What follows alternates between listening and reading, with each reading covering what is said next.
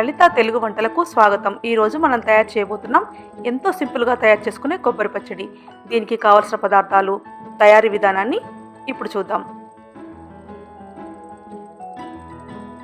పచ్చి కొబ్బరి 1 కప్పు, పల్లీలు అరకప్పు, పచ్చిమిర్చి 5 లేక 6, చింతపండు 1 నిమ్మకాయంత సైజు, ఆయిల్ కొద్దిగా, కరివేపాకు 2 రెమ్మలు, ఎండుమిర్చి ఒక 4-5, వెల్లుల్లి రెబ్బలు 10, జీలకర్ర 1 టీ స్పూను, ఉప్పు రుచికి సరిపడా, పోపు దినుసులు 1 టీ స్పూన్. ఇప్పుడు స్టవ్ వెలిగించి ఒక ప్యాన్ పెట్టుకొని అందులోకి అరకప్పు పల్లీలను వేసుకొని దోరగా వేయించుకోవాలి. ఇవి తీసి పక్కన పెట్టుకోవాలి. అందులోకి 1 టీ స్పూన్ ఆయిల్ వేసుకోవాలి. అందులో 4-5 పచ్చిమిర్చి ముక్కలు వేసుకొని ఇవి కూడా కాస్త వేయించుకోవాలి. వీటిని పక్కన పెట్టుకోవాలి. అలాగే ఎండుమిర్చిని కూడా అలాగే కాస్త వేయించుకోవాలి. వీటిని పక్కన పెట్టుకుందాం. అలాగే అదే ఆయిల్లో మనము ఈ పచ్చి కొబ్బరి ముక్కల్ని కూడా వేసుకొని కాస్త దూరగా వేయించుకోవాలి.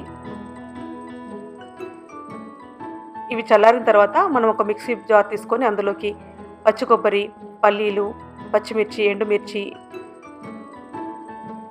వెల్లుల్లి రెబ్బలు, జీలకర్ర, రుచికి సరిపడా ఉప్పు వేసుకొని చింతపండు రసాన్ని వేసుకొని కాస్త వాటర్ వేసుకొని ఇలా మెత్తగా గ్రైండ్ చేసి పెట్టుకోవాలి. చూస్తున్నారుగా, ఇలా మెత్తగా గ్రైండ్ చేసి పెట్టుకొని ఒక బౌల్లోకి తీసి పక్కన పెట్టుకుందాం.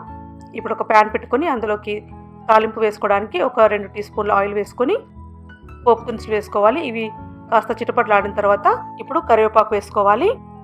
ఈ కరివేపాకు పూర్తిగా వేగిపోయిన తర్వాత ఒక 1/2 టీ స్పూన్ పసుపు వేసుకోవాలి. ఇది ఒకసారి ఇలా బాగా కలుపుకొని మనం ముందుగా ప్రిపేర్ చేసి పెట్టుకున్న ఈ కొబ్బరి చట్నీలో ఈ పోపును వేసుకోవాలి. చాలా సింపుల్గా తొందరగా రెడీ అయ్యే కొబ్బరి పచ్చడి. దీన్ని ఇడ్లీతో కానీ, దోశతో కానీ, అన్నంలోకి కూడా చాలా చాలా బాగుంటుంది. దీన్ని మీరు కూడా ట్రై చేసి మీ కుటుంబ సభ్యులతో ఆస్వాదించండి. దీనిపై మీ అభిప్రాయాలు, సూచనలు మీ కామెంట్స్ ద్వారా తెలపండి. మరిన్ని వంటల కోసం తెలుగు వంటలు ఛానల్కి సబ్స్క్రైబ్ కాగలరని ఆశిస్తున్నాను. ధన్యవాదాలు.